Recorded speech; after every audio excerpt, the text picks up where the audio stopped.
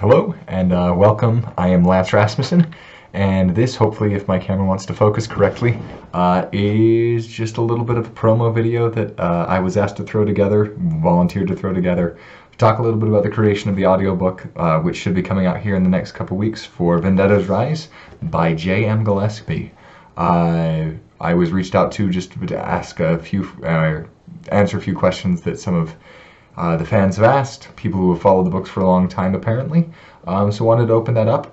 You'll notice this is my home studio space. I'm going to try to show you over here, if I can actually my webcam to move. You'll see the microphone in its isolation, and then I give you a little bit of a tour around the space. You can see I've got sound insulation foams up on the wall. This is a very odd angle to try to do all this at. I'm actually in process of moving. I'm going to be going and working at the Utah Shakespeare Festival for this summer. And so the house that I am currently living in, I no longer need to be here, which makes things a little awkward to just leave my things. So we have packed all of my books and everything, which would normally be behind me. So you can see I've got a few small nerdy accoutrements, sword, my Thor stuff. That's a little bit about me. I'm a pretty big nerd. Normally the bookshelf behind me would be full of books because I have a great passion for reading, which is one of the reasons I do these audiobooks. But that's enough about me and my space. Just gives you a little bit of an idea of where I record. Space is probably about a 10 by 10 room. It's pretty tall, all things considered, which isn't ideal, but I've been able to add a lot of noise help to it to try to get it in a form where I can do the recording. And all of Vendetta's Rise was actually recorded in this space. I just, for a couple quick facts that get thrown out, the book ended up being at about 13 and a half hours long, which took me, would imagine, probably about 39 to 40 hours to record the entire thing, on and off, and then that's not including a lot of the sound editing that went on the back end.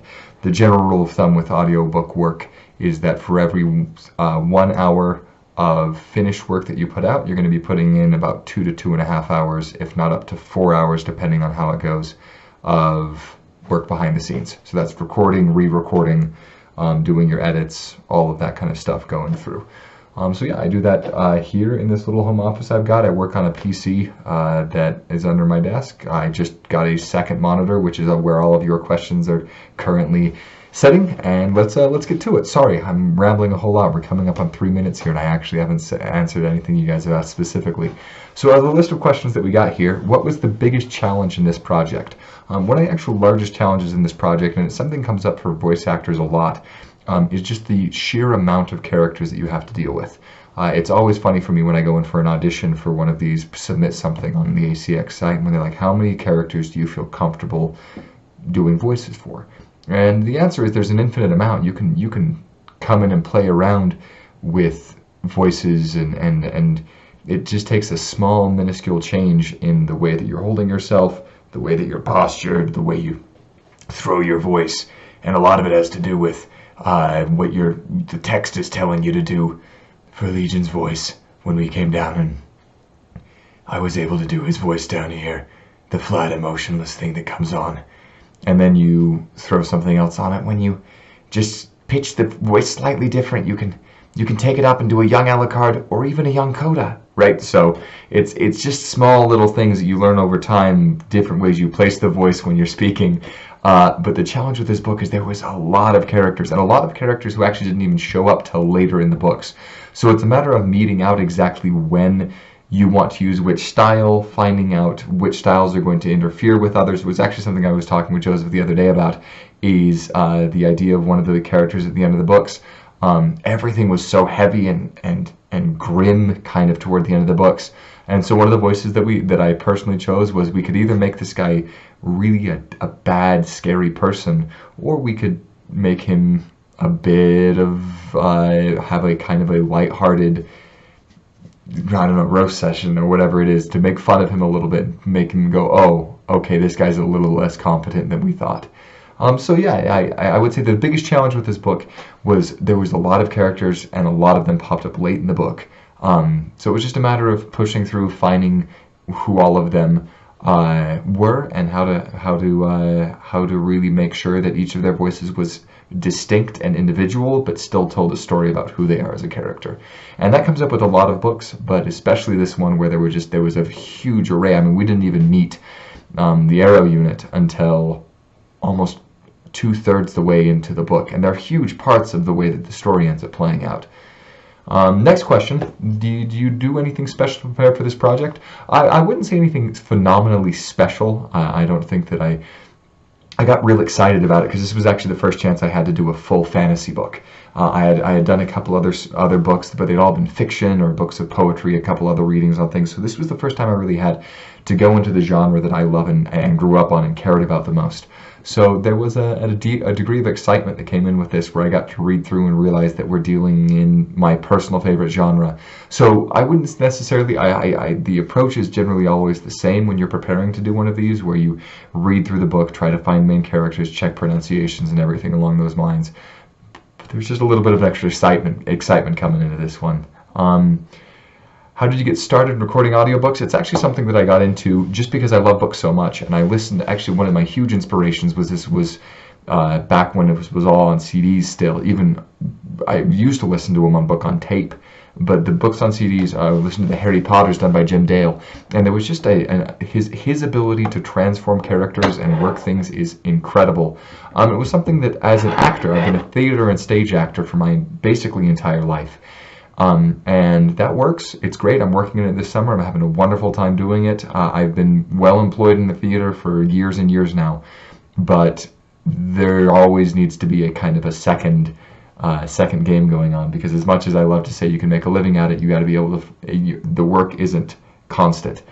You got to find, there's going to be breaks in time, so you need to be able to find other things. And I would rather work doing other things that I love that also involve acting.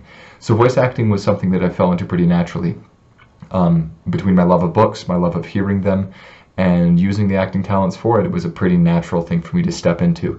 I graduated with my master's in acting from Louisiana State University last spring, and worked a summer in a theater in northern Utah, and then moved out here to Colorado, which is where I'm based currently. And within a couple weeks here, I said I need to get a home studio set up, because it was something I'd been passionate about for so long. I felt very wonderful, and this will be my one plug from a publicity standpoint, but I was very fortunate to have won an amazing microphone from a local company called Performance Audio. They're a Salt Lake City based company who has a store in Colorado Springs. So if any of you are in the Denver or Utah areas and are interested in sound equipment, or even if you're ordering anything online, please go to them. They're an absolutely fantastic company, and was able to set up a it comes out to, with everything I've been able to put together, I've got a several $1,000s worth of equipment sitting in my basement right now, and I feel so fortunate that I was able to actually get it, and I can now use it and know what I'm doing in order to be able to make these recordings. So it's been a kind of a long road. I got into acting when I was 6 years old after watching Shakespeare plays, and have been doing it ever since, and voice acting and specifically audiobook work just came pretty much out of that. Next question. What character did you find challenging to find, or what character did you find most challenging to find a voice for? Let me actually read the question right.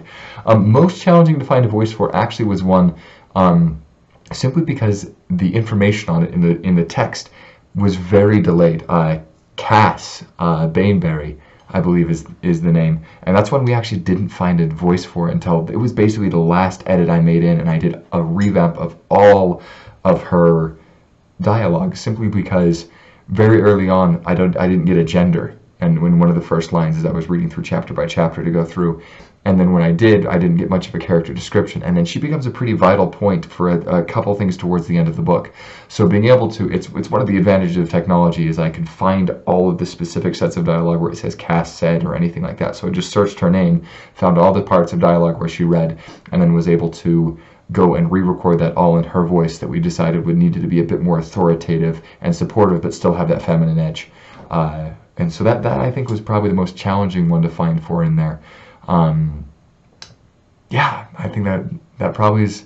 I don't think we had any other. Most of the other voices actually came pretty instinctively.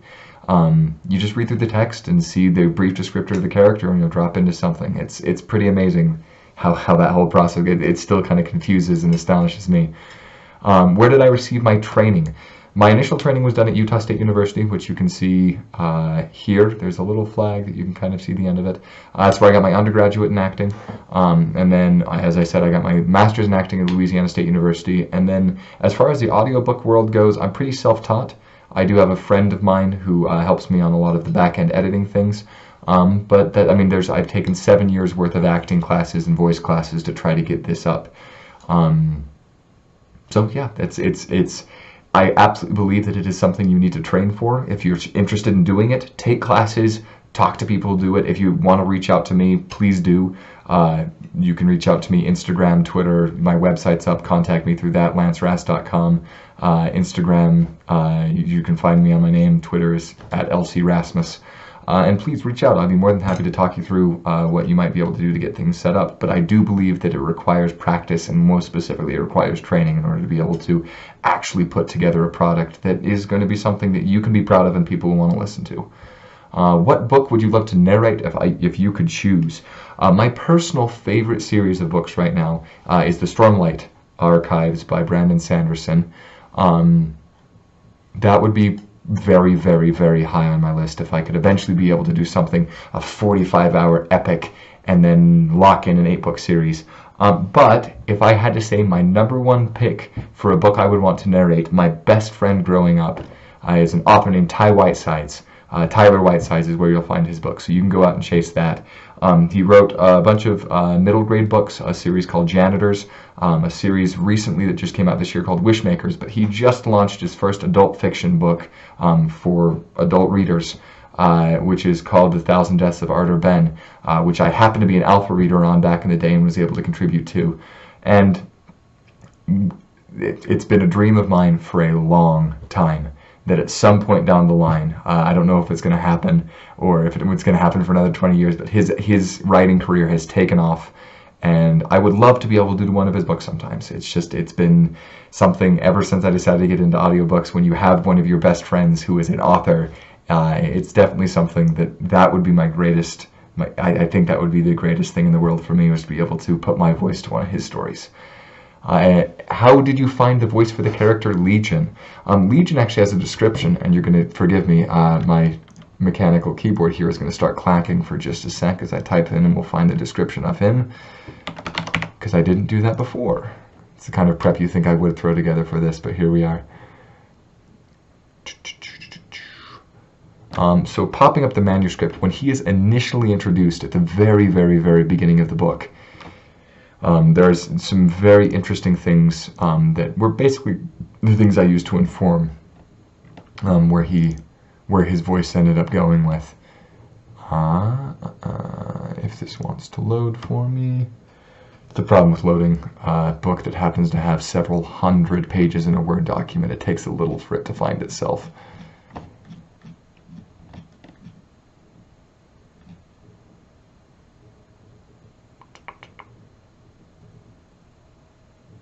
So the first thing, he shows up in chapter 1, end of chapter 1, and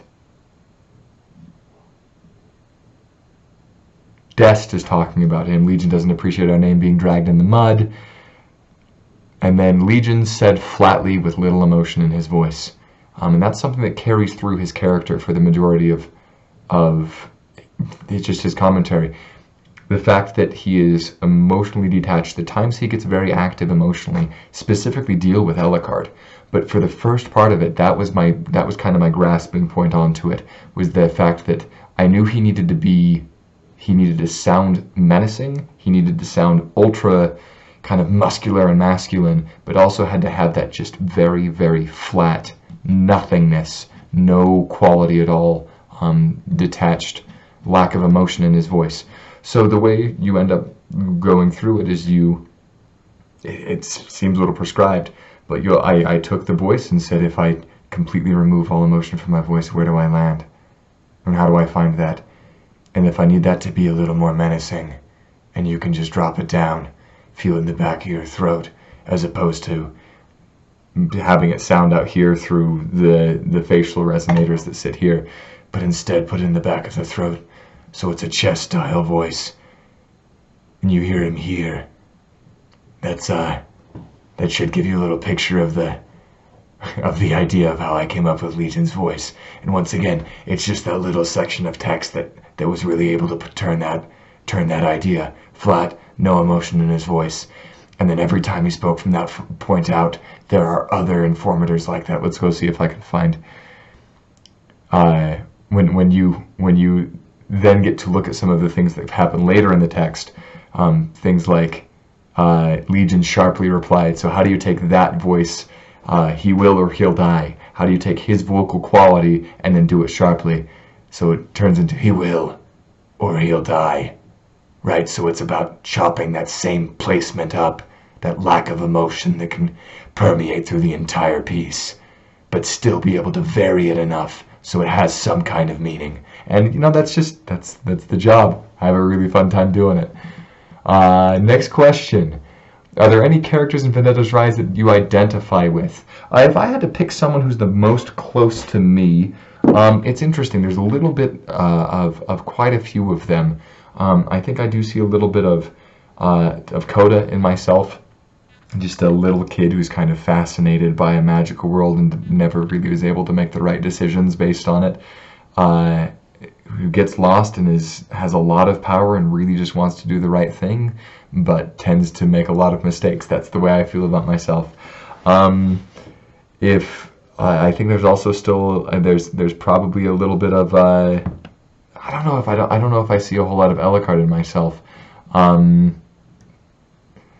just because he just gets put in the, I mean, the desire, I suppose, to do right by the end of the books, but it's so vengeance fueled that I don't quite sit with that. I think Coda would probably be the closest. I mean, there's definitely, as a performer and an actor, there's definitely some inlay that boils up through it, that kind of mischievous clown that pops in through things. Yeah, I don't know. It's interesting. There's such a wide variety of characters through this book. Several of the members of Arrow also bubble up through. The triplets all kind of speak in the way that I would speak, which is jokingly and teasing and nonchalant. So yeah, there's quite a few people through it, and then there's definitely some that I look at and go, we don't share anything. The Silent Master is just not someone that I really have much in common with. Yeah, so final question that you guys posed is, did you learn anything from this project that you'll be taking with you to future projects? This one actually, just on the process end of things, was a huge benefit for me, because a lot of my other projects have been horribly unorganized, not out of because I'm not an organized person, but because I haven't been quite sure how to make sure that I'm communicating with an author well as taking files that I need in order to be able to keep them organized to send them to my sound guy so he can send them back. So this is the first one where I actually nailed down a system working between my hard drive, Dropbox, the ACX website, and then taking notes all the way through it in order to be able to go through. So yeah, there's some great things that I've been able to pick up just from a process side of things about how to really make the books work, and work as an author. And then as far as just in general from a performative standpoint, I just think I have a greater appreciation for an actor's instinct, if that makes sense. It's interesting that a lot of times, and I'm sure we all go through this in whatever profession that we're part of, is this idea of imposter syndrome, that do I really know what I'm doing, or am I just faking it, and someone's going to find me out at some point down the line.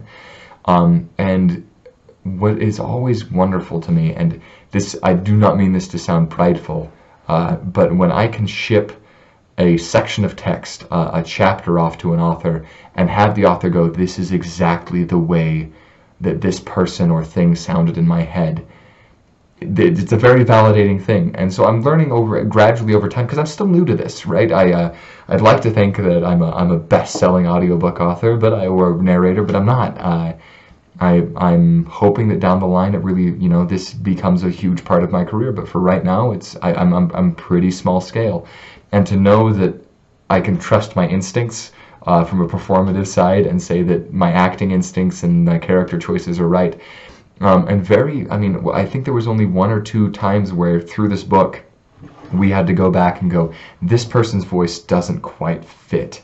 And most of the time there were very small characters that popped up through, and even some characters that I made really kind of risky or unique vocal choices with ended up apparently working super well for the way we wanted the story to go. So I think that would probably be my biggest takeaway from this one, is that idea that, you know, you put the time and effort into something you care about, and as long as you're honestly willing to be honest with yourself, receive critical feedback, work on your craft, and improve over time as you learn, you can trust yourself to be able to do it. And I think every one of the projects I get involved with, I get scared and say, "Oh, this is going to be the one that's going to crack me. This is going to be the one. This is going to be the one that doesn't end up going the way I need it to." But as is the case so often, you know, as long as you're willing to put in the time and really work for it, you just trust yourself. So that I think is going to be my biggest takeaway from this, is going into future projects, hopefully future projects involving this universe, this world, but whatever other books and audiobooks come up along the way, is knowing that, you know, we know what we're doing, and as long as you got an author who's given you a product that's rich in history, lore, and is well written, you're going to be in good shape. Please, I would encourage you, that's the end of the list of questions that we have here. I know this is a long video. I mean, the fact we're going to probably pop up on 23 minutes by the time I'm done rambling here. But if you do have any further questions, feel free to reach out. I'm more than happy to entertain things. Those of you who are members of the community, you have a way to reach me through the community server. But as I said, please find me on Twitter, Instagram, Facebook, whatever you'd like to do. Twitter's probably the easiest, just because that's the easiest to learn. I don't have to worry about friending anybody or getting that before you can send me a message. So tweet at me, send and ask me any more questions you may have. If you have anything else you want to know about the books or the audiobook work that I do, whatever it may be. I just want to say a quick thank you to those of you who have purchased the books and worked alongside its creation, who have supported the audiobook that goes into this. It's something that we don't get an opportunity to do a lot, is direct thanks. Without those of you who have read the book in advance, there would be no drive to make this audiobook, which means I would not have had the opportunity to do it. So thank you for supporting the book as it's been. Thank you for reaching out. Thank you specifically to our author for finding me, reaching out to me on the ACX site and giving me the opportunity to do it. I'm really excited for you all to be able to listen to what we've been able to put together as a product. I think it's a really, really solid audiobook, and please be kind. As I said, I am new to this, and though I'm sure there will be stumbles and things that you'll listen to and go, that's not quite right all the way through, and hopefully in the future I get to the point where I never make any mistakes, but not quite there yet. But yeah, if there's anything else, please let me know. Otherwise, thank you all so much for paying attention, listening, watching this. I realize it's been a long one, and look forward to you being able to read the book or listen to the book, as it may be. Talk to you later.